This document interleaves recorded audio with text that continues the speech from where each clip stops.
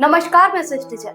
नेपाल के बाद अब फ्रांस में भी सरकार के खिलाफ विरोध प्रदर्शन शुरू हो गए हैं। इस प्रदर्शन में 1 लाख से ज्यादा लोग फ्रांस की सड़क पर उतर आए हैं। ये प्रदर्शनकारी बजट में कटौती का विरोध कर रहे हैं और फ्रांस के राष्ट्रपति के इस्तीफे की मांग भी कर रहे हैं। फ्रांस की राजधानी पेरिस सहित करीब 30 से ज्यादा जगहों पर विरोध प्रदर्शन हुए हैं। पेरिस में प्रदर्शनकारियों ने टायर, डस्टबिन में आग लगाकर हाईवे को रोकने के लिए कोशिश की, जिसके बाद पुलिस ने आंसू गैस के गोले छोड़कर भीड़ को हटाने की कोशिश की।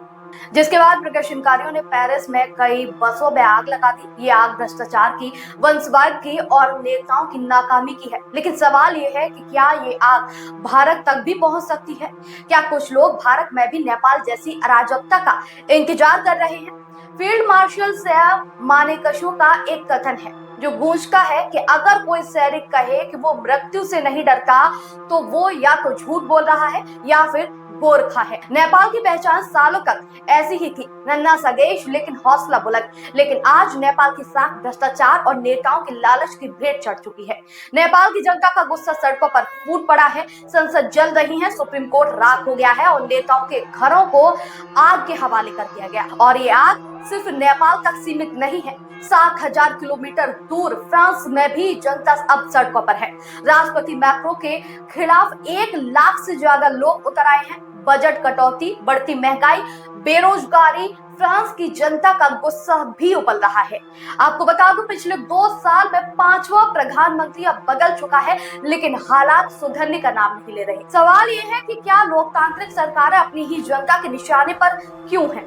नेपाल में भ्रष्टाचार और वंशवाद ने जनता को बेकाबू कर दिया, तो वहीं फ्रांस में राजनीति, अस्थिरता और आर्थिक नीतियों ने लोगों को सड़कों पर ला दिया है, क्योंकि कुछ लोग भारत में भी ऐसी ही आग भड़काने की फिराक में हैं। नेपाल में क्या हुआ? 4 बार में प्रधानमंत्री केपी शर्मा ओली को घर जला दिया गया। राष्ट्रपति भवन, सुप्रीम कोर्ट, पूर्व प्रधानमंत्री शेख बहादुर देउबा के घर को भी तहस नहस कर दिया गया, बख्शा नहीं गया। जनता का गुस्सा इतना कि वित्त मंत्री विष्णु प्रसाद पौडेल को भी सड़कों पर पीटा गया और वजह थी भ्रष्टाचार।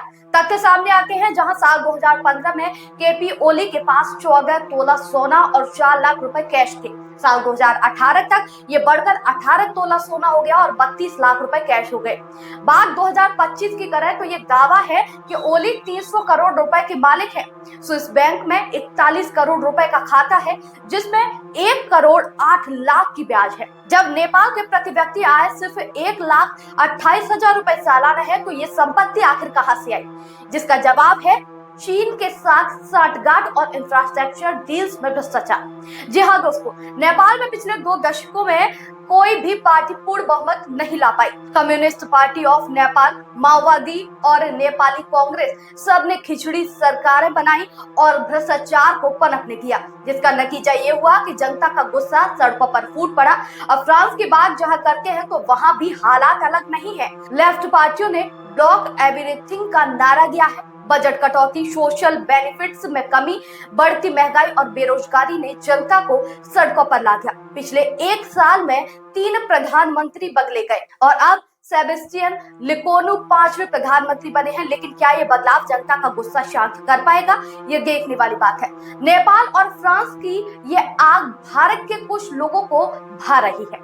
आपको बता दूं, उत्तराखंड के पूर्व मुख्यमंत्री हरीश रावत लिखते हैं कि बढ़ती बेरोजगारी और भ्रष्टाचार हमें चिंतित कर रही है। कांग्रेस की प्रवक्ता अनुमा आचार्य नेपाल में वित्त मंत्री को पीटे जाने का वीडियो देखकर लिखती हैं कि साड़ी में दौड़ना मुश्किल हो सकता है। और शिवसेना के संजय राउत कहते हैं कि नेपाल की आग तानाशाही और भ्रष्टाचार के खिलाफ है। भारत में भी लोग अंदर अंदर असंतुष्ट हैं। ये लोग भूल जाते हैं कि भारत का लोकतंत्र दुनिया का सबसे मजबूत और पुराना लोकतंत्र है।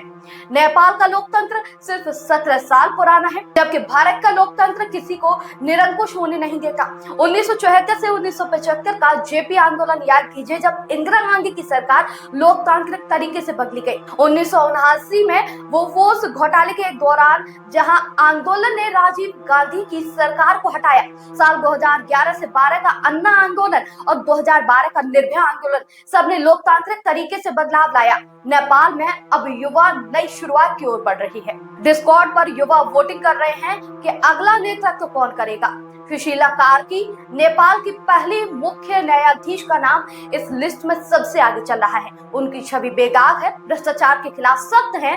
क्या वो नेपाल को नई दिशा में ले जा सकती है, ये देखने वाली बात होगी। लेकिन भारत में कुछ लोग नेपाल की हिंसा को देखकर मुंगेरी लाल के सपने देख रहे हैं। भारत का लोकतंत्र हिंसा से नहीं बल्कि वोट से बदल का है।